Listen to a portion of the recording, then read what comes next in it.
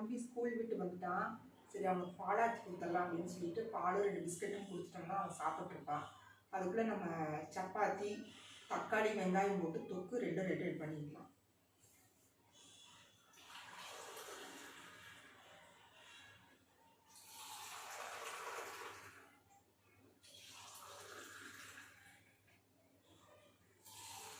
எப்போவுமே வந்தோடனே டிஃபன் சாப்பிட்ருவாங்க.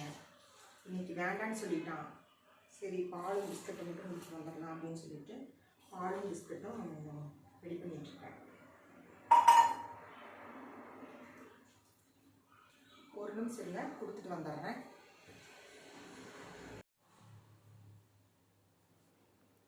ஹாய் ஃப்ரெண்ட்ஸ், இப்போ நான் என்ன பண்ணிகிட்ருக்கிறேன்னு பார்த்தீங்கன்னா சப்பாத்திக்கு மாவு பிணைஞ்சிட்ருக்கிறேன். சப்பாத்திக்கு மாவு பிணைஞ்சு கொஞ்சம் நேரம் ஊற வச்சிட்டோம் அப்படின்னா நல்லா டேபிளை க்ளீன் பண்ணிட்டு தான் நான் சப்பாத்தி மாவு பிணைஞ்சிட்ருக்கிறேன். என்னடா வெறுங்கலில் நான் பிணையிறேனே அப்படின்னு சொல்லி நீங்கள் நினைக்க வேண்டாம். நான் இப்போ என்ன உங்களுக்கு காட்ட போகிறேன்னு கேட்டிங்கன்னா மரச்செக்கில் ஆட்டின தேங்காய் அண்டு கடலெண்ணெய் பெரிய தம்பி வாங்கிட்டு வந்தான். சரி அதை எடுத்து வச்சிடலாம் அப்படின்னு சொல்லிட்டு அதை எடுத்து வச்சு போட்டு சப்பாத்தி மாவை பிணைஞ்சி வச்சுட்டு உங்களுக்கு முதல்ல கேமராவை அட்ஜஸ்ட் பண்ணி வச்சிடலாம் அப்படின்னு சொல்லிட்டு கேமராவை அட்ஜஸ்ட் பண்ணுறேன். சப்பாத்தி மாவை பிணையிறத க்ளோஸ்அப்பில் காட்டலாம் அப்படின்னு சொல்லிட்டு க்ளோஸ்அப்பில் காட்டிகிட்ருக்கிறேன். நல்லா லெஃப்ட் ஹேண்டு ரைட் ஹேண்டில் நல்லா அமுத்தி பிசையணும்.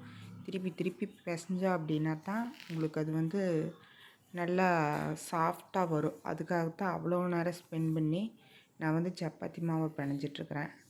சப்பாத்தி மாவை பிணைஞ்சு கொஞ்சம் நேரம் ஊற வச்சிட்டோம், எண்ணெய் கொஞ்சம் மேலே ஊற்றி ஊற வச்சிட்டோன்னு வச்சுக்கோங்க, நல்லா சாஃப்டாக இருக்கும். நான் சப்பாத்தி மாவோனுடைய அளவு எப்படி எடுப்பேன்னு கேட்டிங்கன்னா ஒரு டம்ளர் சப்பாத்தி மாவு அப்படின்னா அரை டம்ளருக்கும் கொஞ்சம் கம்மியாக தண்ணி, இதுதான் கணக்கு. ஒரு டம்ளருக்கு அரை டம்ளருக்கு தண்ணி கொஞ்சம் கம்மியாக இருக்கணும். நான் பால் ஆட் பண்ணுவேன். சூடாக பாலை பச்சை தண்ணிக்குள்ளே ஊற்றி ரெண்டையும் மிக்ஸ் பண்ணி ஊற்றி பிணைஞ்சி வைப்பேன். பால் எப்போவுமே உங்களுக்கு நல்ல சாஃப்ட்னஸ் கொடுக்கும். அதனால் நான் பால் ஊற்றி தான் எப்போவுமே சப்பாத்தி மாவு பிணைவேன். பால், உப்பு, துணூண்டு ஒரு பிஞ்ச் சர்க்கரை, கொஞ்சம் கடலெண்ணெய் இதையெல்லாம் ஊற்றி நல்லா பிணைஞ்சு ஒரு ஓரமாக எடுத்து வச்சிட்டேன். சரி எடுத்து வச்சுட்டு அடுத்து என்ன வேலை செய்யலாம் அப்படின்னு யோசிச்சுட்டே வேலை செஞ்சுட்டு இருந்தேன். சரி நீ பாத்திரத்தெல்லாம் கழுவி எடுத்துடலாம். பாத்திரத்தை கழுவிட்டுருக்கும்போது உங்களுக்கு ஒரு சுவாரஸ்யமான விஷயம் சொல்லலாம் அப்படின்ட்டுருக்குறேன். என்ன விஷயம்னு கேட்குறீங்களா? வருஷம் ஆடி 18 முடிஞ்சு மறாவது ஞாயிற்றுக்கிழமை, அதாவது ஆடி 18 இந்த வருஷம் சனிக்கிழமை வருது, மறாவது நாள் ஞாயிற்றுக்கிழமை வருது. இந்த வருஷம் அப்படி வந்துருச்சு. சில வருஷம் ஒரு வாரம் சனிக்கிழமை ஞாயிற்றுக்கிழமை நோம்பி விழுந்துருச்சுன்னா மறாவது ஞாயிற்றுக்கிழமை. இதுதான் எங்கள் குடும்ப வழக்கம். நாங்கள் எப்போவுமே எங்கள் அம்மா கூட பிறந்தவங்க 12 பேர், ஒரே ஒரு மாமா எனக்கு. அந்த 12 பேர்த்தில் இப்போ ஒரு 5 பேர் தான் உயிரோடு இருக்கிறாங்க. பாக்கி இருக்கிறவங்க எல்லாருமே இறந்துட்டாங்க. எங்கள் அம்மா இறந்துட்டாங்க.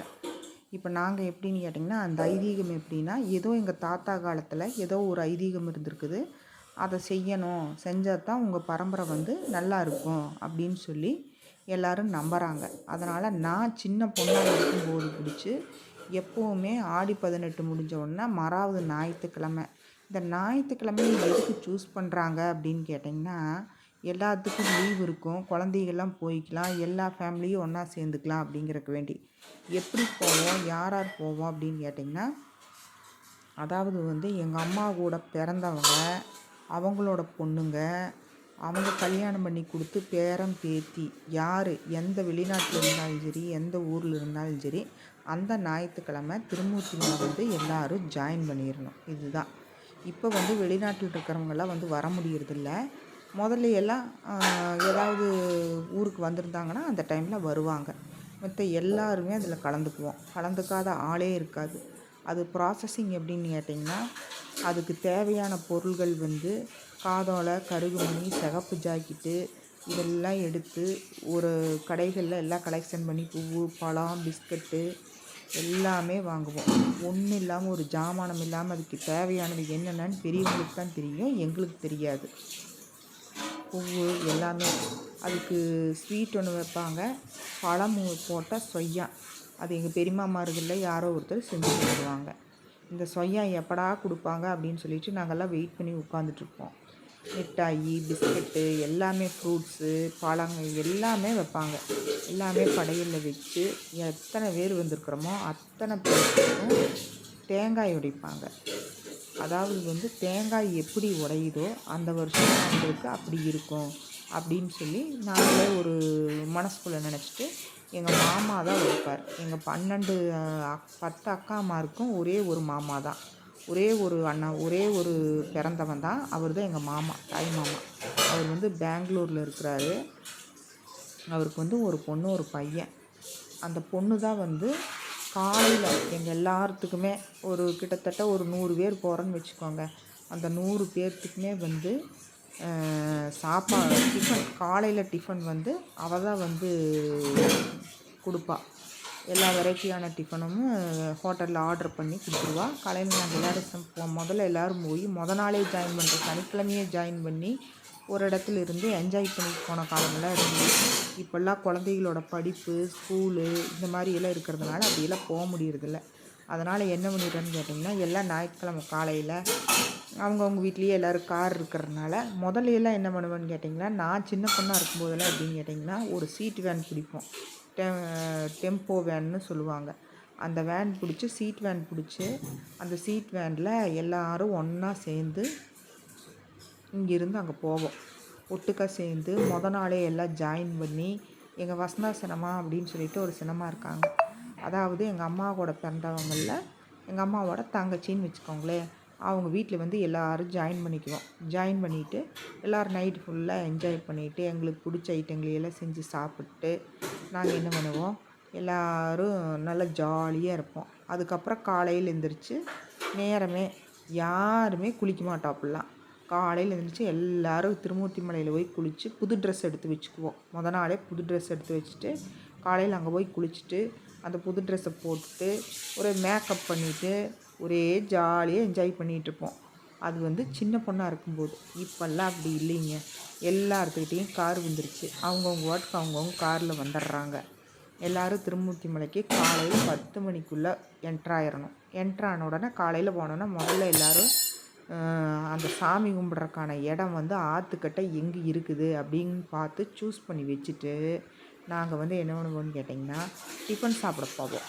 டிஃபன் சாப்பிட்றதுக்கு எங்கள் மாமா ஒருத்தர் வந்து கவர்மெண்ட் ஜாப்பில் இருக்கிறாரு. அவர் மூலிமா எங்களுக்கு குவார்ட்டர்ஸ் வந்து கிடைக்கும். அந்த குவார்ட்டர்ஸில் போய் எல்லா திங்ஸ் எல்லாம் வச்சு போட்டு நாங்கள் எல்லோரும் அங்கேயே எல்லாம் டிஃபனை ஃபுல்லாக கம்ப்ளீட்டாக சாப்பிட்டு முடிச்சுட்டு ஒரு 10 நிமிஷம் ரெஸ்ட் எடுத்துட்டு எல்லாம் ஆற்றுக்கிட்ட போயிடுவோம். குளிக்கிறவங்க குளிப்பாங்க. இப்போல்லாம் முதல்ல எல்லாம் எல்லாருமே குளித்து புது ட்ரெஸ் போடுவாங்க. இப்போல்லாம் வந்து குளிக்கிறவங்க தான் குளிப்பாங்க. குளிக்காதவங்க கை கால் மூஞ்சி கழுவிட்டு அங்கே வந்து நலுங்கு மாவு மாதிரி அந்த இது உரைப்பாங்க. அதை உரைச்சி எல்லாத்துக்கும் கொடுப்பாங்க. எல்லோரும் நாங்கள்லாம் வாங்கி நெத்தியில் கன்னத்தில் எல்லா பக்கமும் வச்சுட்டு உட்காந்துட்ருப்போம். பெரியவங்க எல்லோரும் சேர்ந்து எல்லாம் ரெடி பண்ணுவாங்க. அதாவது வந்து எத்தனை பேர் வந்திருக்கிறோமோ 9 கன்னிமாரி சாமி வச்சுருவாங்க. 9 கன்னிமாரிங்கிறது என்னென்னு கேட்டிங்கன்னா, அங்கே இருக்கிற வெங்கச்சாங்கல்ல பொறுக்கி அந்த கல்லை பூரா சாமியாக நினச்சி அங்கே வைப்பாங்க. வச்சு எல்லாத்துக்கும் இலை போட்டு பிஸ்கட்டு, பழம், சொய்யா, என்னென்ன ஃப்ரூட்ஸ் இருக்குதோ எல்லா ஃப்ரூட்ஸுமே வச்சுருவாங்க. பலகாரங்கள் எல்லாமே வச்சுருவாங்க. பிஸ்கட்ஸ் வச்சுருவாங்க. எல்லாமே வச்சு போட்டு தேங்காய் வடை, எல்லாத்துக்குமே தேங்காய் வடை, சிகப்பு சேலையும் ஜாக்கெட்டும் வைக்கிறவங்க வைப்பாங்க. மேக்ஸிமம் இருக்கிறவங்க பூராமே சிகப்பு ஜாக்கெட்டு. இதை வச்சு தேங்காய் வந்து மாமா தான் உடைப்பாங்க.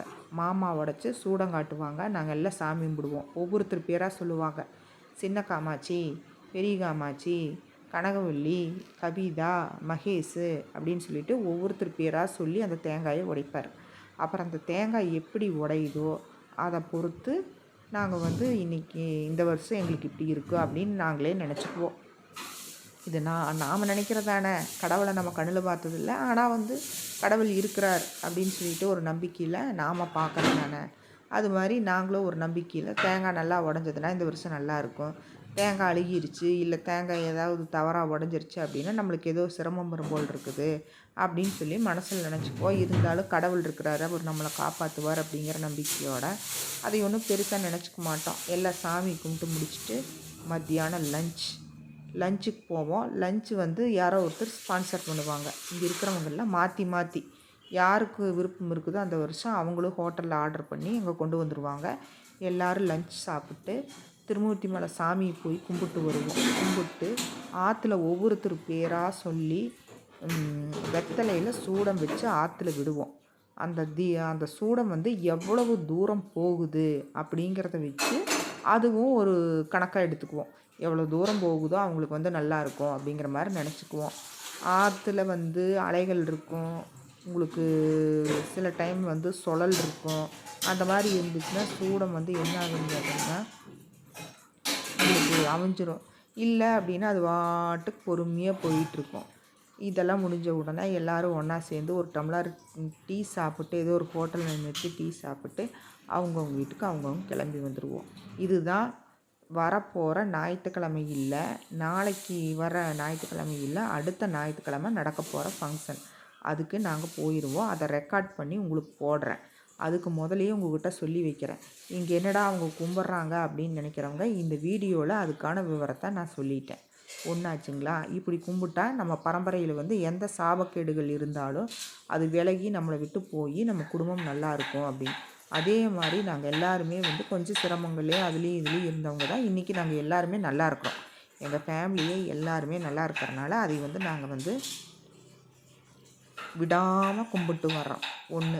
ரெண்டாவது விஷயம் என்னன்னு கேட்டிங்கன்னா, இப்போ நைட்டு டிஃபனுக்கு சப்பாத்திக்கு மாவு பிணைஞ்சி வச்சுட்டுனா அதுக்கு வந்து வெங்காயம் தக்காளியும் போட்டு நல்லா வதக்கி எண்ணெய் ஊற்றி கடுகு கருவேப்பிலை 2 சோம்பு பட்டை இதை போட்ட உடனே பெரிய வெங்காயத்தை சிறுசாக நறுக்கி லேசாக நீளமாக பிரியாணி கருப்பு இல்லைங்களா, அது மாதிரி நறுக்கி அதை கம்ப்ளீட்டாக போட்டுறது. போட்டுட்டு அதுக்கப்புறம் அது வணங்கின உடனே 2 பூண்டு தட்டி போட்டு தக்காளி ஒரு 3 எண்ணத்தை பொடி பொடியாக கட் பண்ணி அதையும் அதுக்குள்ளே போட்டு நல்லா சோறாக வதக்கி மிளகாத்தூள் 1/2 ஸ்பூன், வேறு எதுவுமே போட மாட்டேங்க, நல்லா வதக்கி கருவேப்பில் இதை மட்டும் சிம்மில் வச்சு விட்டுருவேன். அது வாட்டுக்கு அந்த மிளகோட ஊற போய் நல்ல ஒரு தொக்கு மாதிரி ஆயிரும். இதை எடுத்து சப்பாத்திக்குள்ளே வச்சு ரோல் பண்ணியும் சாப்பிடுவோம், அப்படியே தொட்டும் சாப்பிடுவோம். இதுதான் நான் இப்போ ஈவினிங் டிஃபனுக்கு செஞ்சிட்ருக்கிறேன். நாங்கள் ஈவினிங் டிஃபன் எப்படின்னு கேட்டிங்கன்னா கொஞ்சம் நேரமே சாப்பிட்ருவோம். எப்போவுமே நேரமே சாப்பிட்றது பழக்கம். இது எப்போ இருந்துன்னு கேட்டிங்கன்னா கொரோனா டைமில் நம்ம ஃப்ரீயாக உட்காந்துட்டு இருக்கும்போது நிறைய யூடியூப்பில் சர்ச் பண்ணும்போது இந்த மாதிரி நேரமாக சாப்பிட்டா நல்லது அப்படின்னு சொல்லி சொன்னதுனால அந்த பழக்கம் அப்போ ஆரம்பித்தது. இப்போ வரைக்குமே மேக்ஸிமம் முடிஞ்ச அளவுக்கு நேரமே டிஃபனை முடிச்சிருவோம். அதாவது வந்து 7:37 அப்படிங்கிறப்போ டிஃபனை வீட்டில் எல்லாருமே முடிச்சிருவோம். நைட்டு படுக்க போகும்போது சின்னத்தம்பிக்கு மட்டும் பால் காணா வேணும் அப்படின்னு கேட்டான்னா ஆற்றி கொடுப்போம். அவன் குடிச்சிட்டு படுத்துருவான். அவன் வந்து 10th படிக்கிறான், அதனால் அவனை கொஞ்சம் நல்லாவே கவனிக்க வேண்டியதாக இருக்குது. அதோட யூடியூப்பையும் பார்க்க வேண்டியதாக இருக்குது. கொஞ்சம் சிரமம்தான், இருந்தாலும் என்னோடய பேஷனுங்க. எனக்கு ரொம்ப நாள் ஆசை யூடியூப் நம்ம வந்து காசுக்காக நான் யூடியூப்பில் இருக்கிறேனா அப்படின்னு கேட்டால் எனக்கு தெரியல. எனக்கு அதுக்கு பதில் சொல்ல தெரியல. ஆனால் நான் வந்து யூடியூப்பில் வந்து நல்லபடி வளர்ந்து வரணும் அப்படிங்கிறது, என்னோடய திறமையை காட்டணும் அப்படிங்கிறது வந்து என்னுடைய ஆசை. அதுக்காகத்தான் நான் செஞ்சிட்ருக்கிறேன். எனக்கு இதிலிருந்து காசு வரணும், அந்த காசு வச்சு தான் எல்லாமே நம்ம பண்ணணும் அப்படின்னு சொல்லி நான் ஒரு நாளும் நினச்சதில்ல. அதுக்காக காசு வந்ததுன்னா எனக்கு வேண்டாம் அப்படின்னு நான் சொல்ல போகிறதும் இல்லை. என்னால் முடிஞ்சவங்களுக்கு எனக்கு அப்படி ஒரு வேளை என்னோடய சேனல் ரீச் ஆகி நல்லபடி வருது அப்படின்னா என்னால் முடிஞ்சவங்களுக்கு இல்லாதவங்களுக்கு ஏதாவது உதவிகள் கண்டிப்பாக நான் செய்வேன். நான் செய்யும்போது உங்களுக்கு அதை வீடியோவை எடுத்து போடுறேன். இல்லை வீடியோ எடுத்து போட்டு நீங்கள் பப்ளிஷ் ஆகிறீங்க அப்படின்னு யாராவது நினச்சாங்க அப்படின்னா அதுக்கு நான் பொறுப்பு இல்லைங்க. கண்டிப்பாக நம்ம செய்கிறது வெளியே தெரியணும். தெரிஞ்சால் தான் அதை பார்த்து 4 பேர் நாமளும் இதை செய்யலாம், தெரியாதவங்களுக்கு கூட ஒரு நம்ம தெரிய வைக்கிறதுக்காகத்தான் ஒரு செயலை செய்கிறது. அதாச்சுங்களா. ரெண்டாவது வந்து இப்போ என்ன பண்ணிகிட்ருக்கிறேன்னு கேட்டிங்கன்னா கருவேப்பிலை ஃப்ரிட்ஜுக்குள்ளே உருவாமல் அப்படியே வாங்கிட்டு வந்து நேற்று வச்சுட்டேன். அதை எடுத்து கருவேப்பிலை எடுத்து உருவி அது மேலே போட்டுட்ருக்குறேன். இப்போ தொக்கு நடக்கிறக்குள்ளே இன்றைக்கி நடந்த இன்னொரு விஷயங்களை நான் சொல்லிடுறேன். எங்கள் வீட்டுக்கு எப்பவுமே 10 வருஷமாகவே வேலைக்கு ஆள் வச்சு தான் வீட்டு வேலை செய்வோம். இப்போது ஒரு 6 மாதமாக நான் வீட்டுக்கு வேலைக்கு ஆள் வைக்கிறதில்ல, நானே செஞ்சுக்கிறேன். ஆனாலும் அந்த பொண்ணு வந்து 10 வருஷமாக எங்கள் வீட்டில் வேலை செய்கிறா. அவள் பேர் வந்து லக்ஷ்மி. அவளை நான் உங்களுக்கு வீடியோவில் காட்டுறேன் பாருங்கள். திங்கட்கிழமை அன்னைக்கு வருவா, அப்போ நான் உங்களுக்கு காட்டுறேன். ஏன் திங்கட்கிழமை அன்னைக்கு காட்டுறேன் அப்படின்னு கேட்டிங்கன்னா, நான் நிறைய சாரீஸ் எடுத்து வச்சுருக்கிறேன். அந்த சாரீஸ் எல்லாம் வந்து பிரித்து காட்டி உங்கள்கிட்ட காட்டணுன்னு எனக்கு ஆசை. நான் பிரித்து காட்டணுன்னா நான் ஒருத்தியே பிரித்து காட்டணுன்னா முடியாது. ஏன்னா எனக்கு ஹெல்ப்புக்கு ஆள் இல்லை. எனக்கு 2 பேருமே பசங்க தான். அவனுங்களே அதை செய்யுன்னு சொன்னா போமா வேலையை பார்த்துட்டு அப்படிங்கிறானுங்க. யூடியூப் நடத்துறக்கே அவனுங்களுக்கு பிடிக்கல. இதில் வேறு எங்களை வேறு ஹெல்ப் பண்ணுன்னு வேறு கேட்டோம்னா நீ யூடியூப் இதே இழுத்து மூடு அப்படிம்பானுங்க.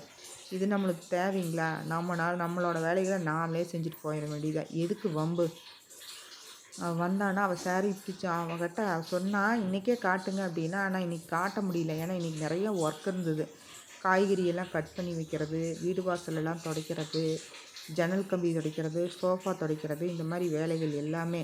அவள் வள்ளினா கூட நான் அந்த வேலைகளுக்கு ஒவ்வொரு நாள் நான் ஷெட்யூல் போட்டு வச்சு நானே செஞ்சுருவேன்.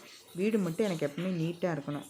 நீங்கள் பாருங்களேன், எங்கே பார்த்தீங்கன்னாலும் மேக்ஸிமம் நீட்டாக தான் இருக்கும். ஏதாவது ஒரு சில நேரம் வெளியில் போயிட்டு வர்றோம், இல்லை ஏதாவது வீட்டில் ஒர்க் நடக்குது, எலக்ட்ரிஷியன் ஒர்க்கு ஏதாவது அந்த மாதிரி ஏதாவது நடக்குது அப்படின்னா மட்டும்தான் வந்து வீட்டில் வந்து கொஞ்சம் கசகசன்னு இருக்கும். அதையும் நான் சீக்கிரமாக செஞ்சுருவேன்.